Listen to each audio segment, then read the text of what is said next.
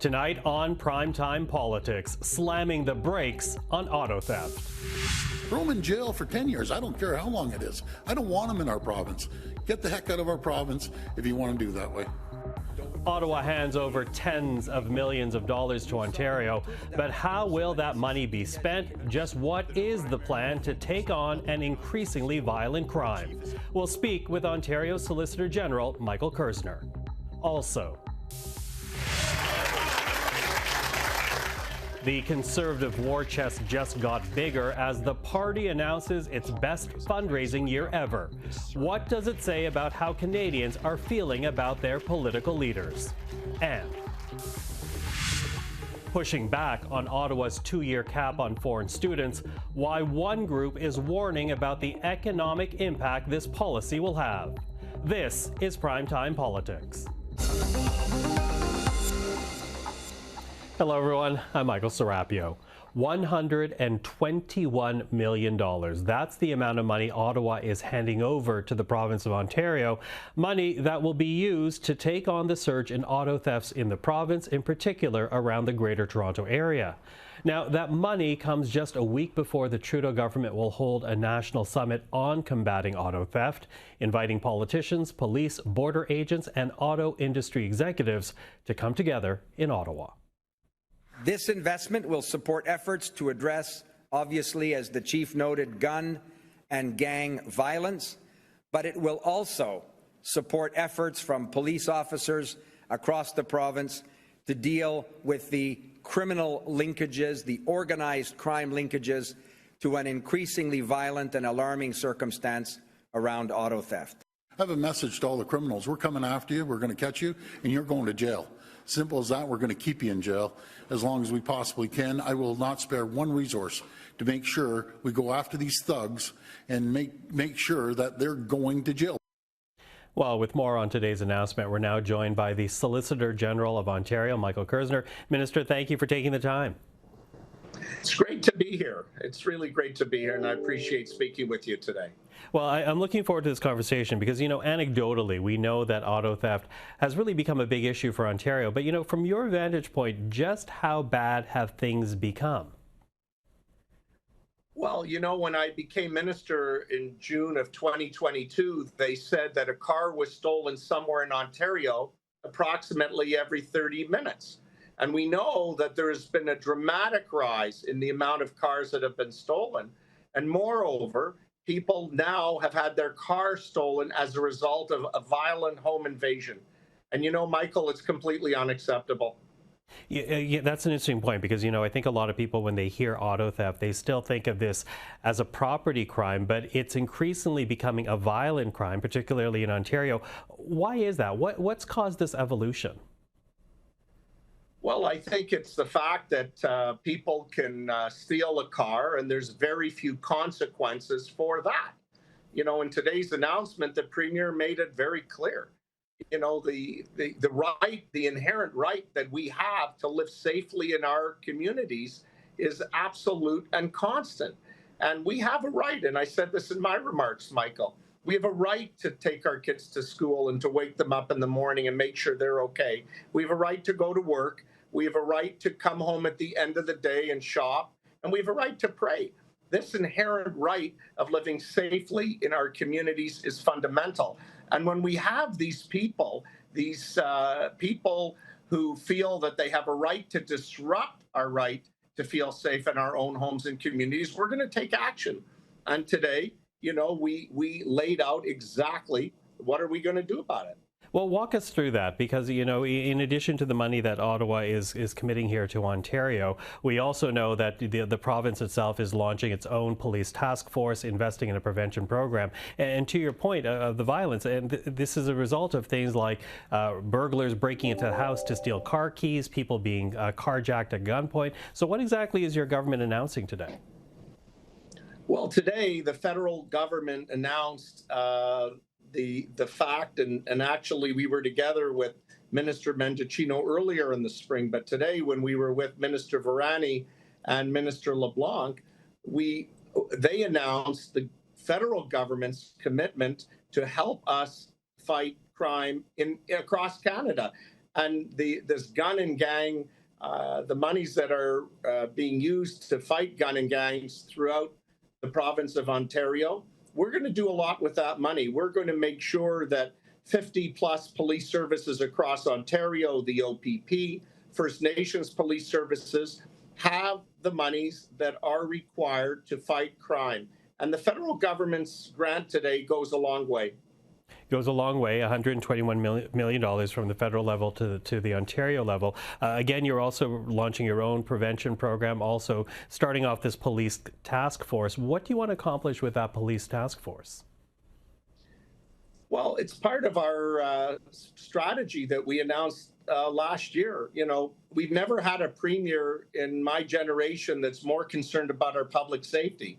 You know, what we've done and what we've announced just in this past year and moved it into action, the bail compliance and warrant apprehension grant, that's an investment of over $100 million that'll be spread over 3 years. The auto theft grant that will help specifically provide the personnel and the technology to many police services to fight auto theft where it is. And the third thing that we did last year, Michael, that I think is very important is announcing that we're expanding the Ontario Police College to put more boots on the ground. And I can tell you, and the Premier made mention of it today, by moving the classes that formerly would graduate about 1,400 cadets a year to over 2,000, those plus 600 cadets that will be police officers will be boots on the ground and their presence will be felt. Now, the Ontario Premier, during the news conference today, he also talked about essentially the court's role in tackling the issue of auto theft. And we did hear Éric Grenier, the federal justice minister, he said he was open to the idea of stiffer penalties for auto theft. So what would you like to come out of that? What do you want to hear from Ottawa in terms of the court's role in all this? Well, you know, Michael, when it came to working collaboratively with the federal government and the other premiers and territorial leaders across Canada that were receptive to the letter that was penned by Premier Ford and signed by his colleagues of other First Ministers, it was calling on the government to address that we have to get these violent and repeat offenders off our streets. And what I can tell you is Bill C-48 is a step in the right direction. What the Premier referred to today is asking Minister Varani to go further, that we have to have consequences for people that feel that they have a right to steal our cars. And I really want to give a shout out to the Premier of Ontario, who recognizes the priority of public safety across our province. Now, next week, Ottawa will be hosting a national summit to combat auto theft. That's going to happen on February the 8th. What do you hope to see out of that? Well, what we want to see is a continuation of the discussions, Michael, that we had at the ministers' FPT meeting in Bromont, Quebec a couple of months ago, where we move it forward, where we collaborate with other provinces and with the federal government. We'd like to see more stepped up action at the Port of Montreal and other ports of entry across Canada. We believe that a lot of these cars are just being exported in sea containers. That's unacceptable. But what we're doing and what many police services are doing in Ontario is they're having JFO, Joint Force Operations, to go to the ports and to find these cars. And today is an example, and I mentioned it, you know, we've recovered about just slightly over 100 cars just in York Region recently. So the police, the OPP, First Nations police services are working very diligently. What we need to do is to have cooperation from the federal government to take measures such as at the Port of Montreal and to inspect the sea containers that are outbound to see where the vehicles are. And you know, Michael, and we know this is a fact, many of the vehicles are just going through the ports of Montreal. We got to stop that, and we got to stop auto theft wreaking havoc in our Ontario. It's completely unacceptable. Michael Kerzner, Solicitor General of Ontario, really nice to meet you. Thank you for the time this evening. Nice to be with you. Pierre Poilievre and the Conservative Party have another reason to be feeling confident today. Not only buoyed by strong polling numbers, the party just announced a record-breaking year in fundraising. The party taking in $35.2 million in 2023, $11.9 million of that being raised in the fourth quarter from about 66,000 donors. As for the Liberal Party, it came in a distant second, raising $15.6 million last year, and the NDP about $6.8 million over the same period. Well, to talk about this, we're now joined by Éric Grenier, the polls analyst, as well as the man behind the Writ. Éric, nice to see you. Good to be here. So $35 million in 2023. Put that into some perspective for us. Just how big is this for the Conservative Party? How big is this for any party, really? It is enormous. It is a record-setting year for fundraising in Canada by any party, going back to the beginning of this kind of fundraising system that's been in place now for 20 years. $35 million is a new record for the Conservatives. The previous one was $31 million in 2019, and that, of course, was an election year. So what we are seeing now is that the Conservatives are able to raise more money than they do during an election, when normally that is when parties hit their record. And that $11.9 million that they raised in this quarter, again, that is another record-breaking quarter for the party. Twice before, they had raised $10 million in a quarter, but again, those were during election years. So it just shows that the Conservatives have tons of money to spend, and also it does suggest that when an election actually does come around, they could even raise even more than the amount that they're raising now, which is already a record-setting pace for them. Yeah, and we know ahead of an election, and we heard it during the Conservative National Convention, we know that they're going to be doing more ad buys, and this money makes that easier. You know, as I said, the Liberals came in a distant second. They raised less than half of what the Conservatives did. Is there any silver lining in that for the party?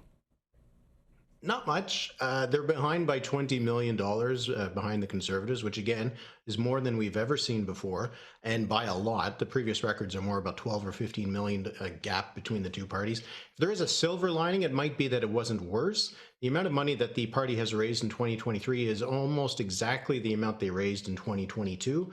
And 2022 was a better year for the Liberals. They were running even with the Conservatives in the polls. This year has been a lot tougher. So it does suggest that at the very least, the people who are giving money to the Liberal Party, they aren't leaving to go to the Conservatives. They are sticking with the Liberals. It's just those voters that haven't been sticking with the Liberals. So there isn't much here for them to be happy about, but, you know, that's the silver lining, that it could have been a lot worse for the party. Yeah, and as for the NDP, let's go there, because a distant third. Now, the party does see itself, interestingly, with an opportunity, they argue, to position itself right now as the real alternative to Pierre Poilievre. But given the fundraising number that we're looking at there for the NDP, just how difficult will that be for the NDP if they actually don't have a war chest to fight with? Yeah, I think that is going to be the challenge. These aren't bad figures for the New Democrats in the context of how much money they usually raise. This is actually one of their better non-election years. It's their best one since 2014. But maybe the advantage the New Democrats have is that they are fighting over a lot less of the map than the Liberals are. The Liberals do have to match the Conservatives dollar for dollar wherever they can in nearly every part of the country. The New Democrats only have to do that in a few portions of the country, so it does allow them to direct the resources to where it matters most. But the New Democrats aren't raising as much money as the other two parties by a fair margin, but they also more or less have nearly the same amount of expenses. The cost of running the party, keeping the lights on, is not that much lower for the NDP than it is for the other two.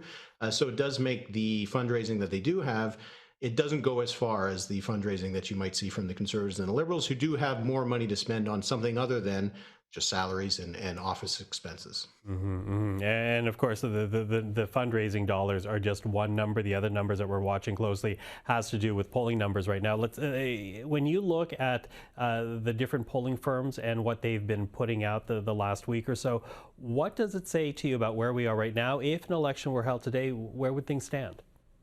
Yeah, the polls have been pretty stable over the last little while and generally seem to be going around the 40% for the Conservatives, 25% for the Liberals, 20% for the NDP. If you look at how many seats each party would probably win with these numbers on the current electoral map, you are looking at a huge majority for the Conservatives, 194 seats right now in terms of my own projections, 76 for the Liberals, 36 for the Bloc, and 30 for the NDP. So that is a big advantage for the Conservatives, lots of cushion for them, because we see that their leads that they're building up in Ontario are pretty significant double-digit leads.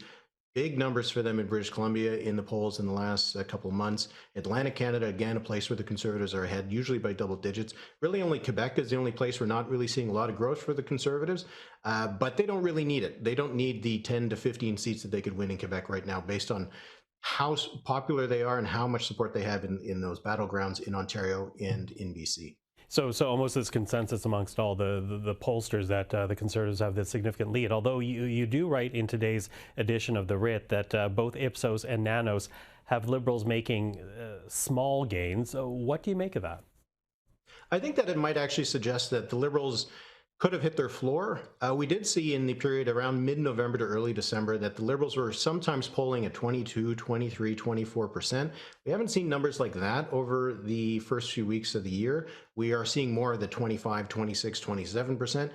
And again, if you're looking for silver linings, that might be the silver lining for the Liberals, right? That they are only now maybe recovering from the very lows they had at the end of the year, but they are still so far back from the Conservatives that they can't even imagine that the polls could be wrong, that they could win, because of vote efficiency, more seats than expected. They're just so far behind in so many parts of the country that being up a point or two in the polls from about a month ago probably doesn't make much of a difference at all. Okay. Listen, while we were away, because this is Primetime Politics first week back as Parliament is back, a by-election date was announced for Erin O'Toole's riding, the riding of Durham in the Toronto area. And full disclosure, I know this riding well because that's where I lived before moving to Ottawa a couple of years ago. I'm wondering what you're watching out for there. March 4 is the day of the by-election. What are you looking out for? Because historically, this is a very strong Conservative riding. Yeah, it is very safe for them. It's stuck with the Conservatives since 2004. So even when Justin Trudeau did so well in the GTA in 2015, this riding was still Conservative. Erin O'Toole won this by about 16.5 points last time. So there's really not much of a chance that the Conservatives are going to lose this seat. It would be a pretty big upset if they did. But I'll be looking to see if the Conservatives are going to be able to match the kind of movement we've seen in the polls. In Ontario, they're up about 10 points from where they were last time. So will they be able to get to 55% in that riding? The same kind of numbers that the Conservatives used to have in Durham in 2008, 2011, when they formed government. This will also be the first by-election that we have since the polls have shifted. The previous by-election was in Calgary in the middle of the summer. This was before the Conservatives had built their huge lead in the polls. So this will be the first test that we have of real voters putting real votes in ballot boxes. And we'll see if the numbers, the direction that they go, if they match the polls and suggest that what we're seeing in those polls is very much real. Okay, well, we'll be watching with you, and of course, we'll speak long before then. But for now, Éric Grenier, thank you for the time. All right, thanks. Ottawa's plan to cap the number of international students for the next 2 years is getting some pushback. Two organizations, Colleges and Institutes Canada and Universities Canada, issuing a joint letter today to the Immigration Minister and stating in part what follows. While we acknowledge the efforts made to address challenges associated with unscrupulous actors, the implementation of the cap has the potential to bring about widespread and long-lasting consequences for both Canadian and international students. Well, joining us now is Philip Landon. He is the interim president of Universities Canada. Philip, thank you for joining the program. Thanks very much for having me, Michael. Now, listen, in the letter that you issued, you say that you're concerned about the impact of this 2-year cap. Just exactly what are your concerns? Well, to the broad cap situation, we're concerned that Canada's international reputation is going to take a hit. It already is taking a hit in terms of some of the unclarity around how the cap is going to be allocated. And so we're concerned about that, but we're mostly concerned about the immediate hit that universities and students who are applying to them are taking, because there's a moratorium right now on study permits until the provinces understand their allocation and have a system for their allocation, which will help, and then to issue a letter of attestation to show that the student is part of an allocation before they can go ahead for the regular study permit process. This is all going to slow down the system. It's slowing down the system at a time when a lot of international students are typically applying to Canada's universities. At a time when they're applying. So talk to us about the economic impact this actually has on institutions then, because certainly we know that universities and colleges have turned more to foreign students, if you will, partly to meet the economic need of a university as provinces freeze or bring down university budgets. Yeah, I mean, international students are very important for our universities and for our communities, and actually for the future of Canada. But that being said, they also do provide a revenue stream as well for universities. The challenge is that the provincial funding to many universities in a variety of jurisdictions has really decreased. It's stagnated or it's decreased.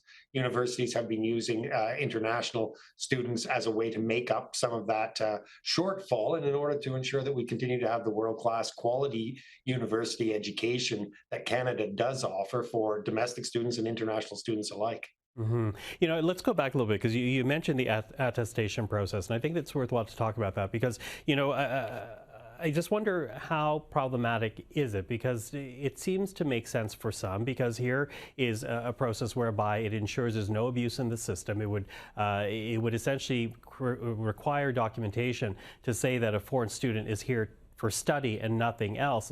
What's wrong with that? Well, the system is in the hands of the provinces right now. What IRCC has said is that each province will get a certain allocation, and they can choose how to allocate those letters of attestation or those spots that they have. We're not sure how each province is going to do that.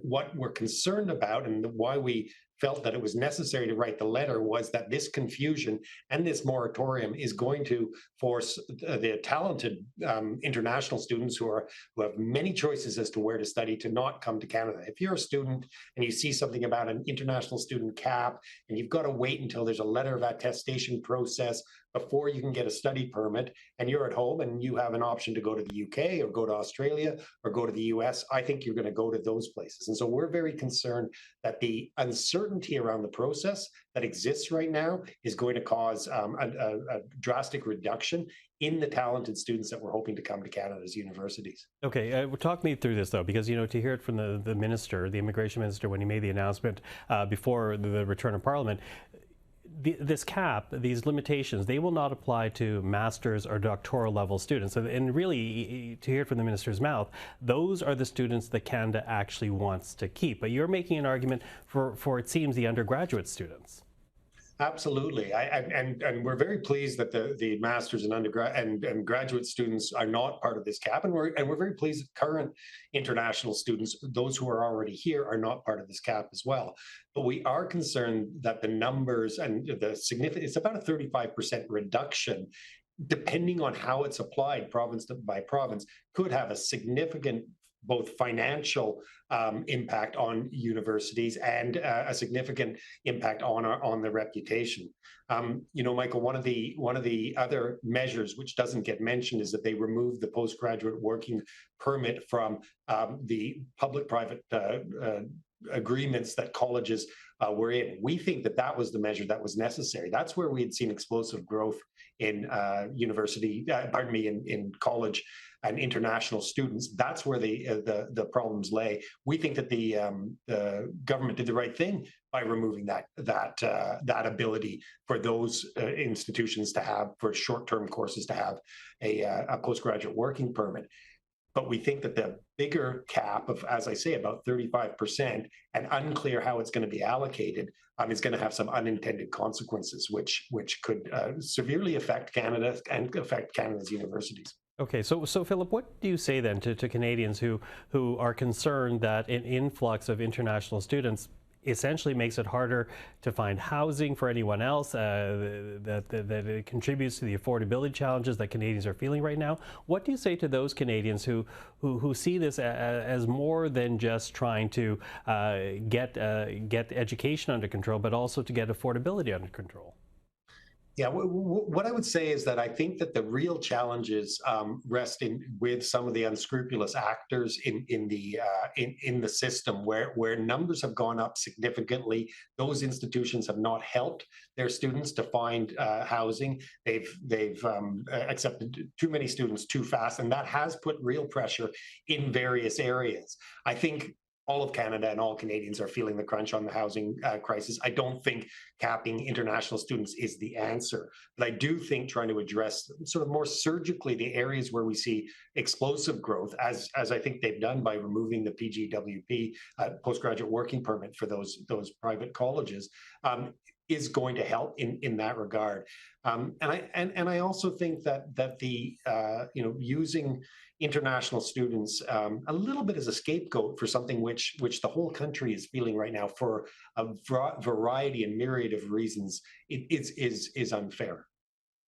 Philip Landon, appreciate the time today. Really, thank you for it. Thanks very much, Michael. Well, time now for a look at what happened in politics today. Immigration Minister Mark Miller has announced $363 million to address housing for refugees. He says that $100 million of that funding will go to Quebec. It's not clear, though, how much funding will go to the City of Toronto.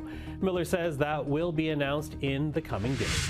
The Trudeau government is giving Ontario $121 million to combat auto theft in the province. It comes from a $390 million federal fund meant to tackle guns and gang violence. In 2022, nearly 10,000 vehicles were stolen in the Toronto area alone, representing a 300% increase since 2015. This, according to the Canadian Finance and Leasing Association. Here in the York region, and in many big cities across the country, auto theft is a growing problem and one that's increasingly violent as well.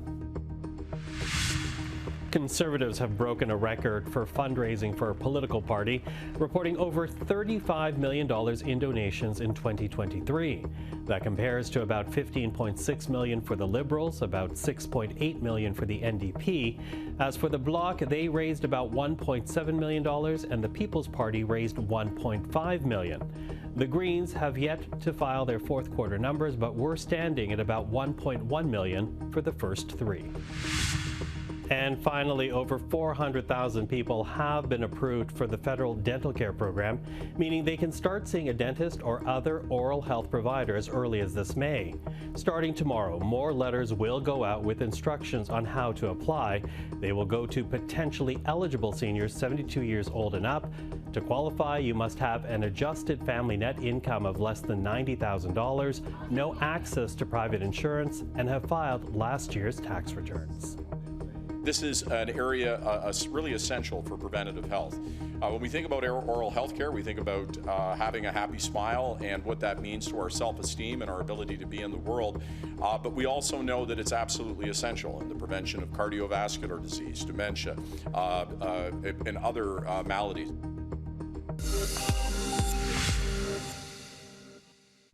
And that is Primetime Politics. I'm Michael Serapio. Thank you for joining us. We'll see you again tomorrow. L'Essentiel avec Asta Bégin is up next.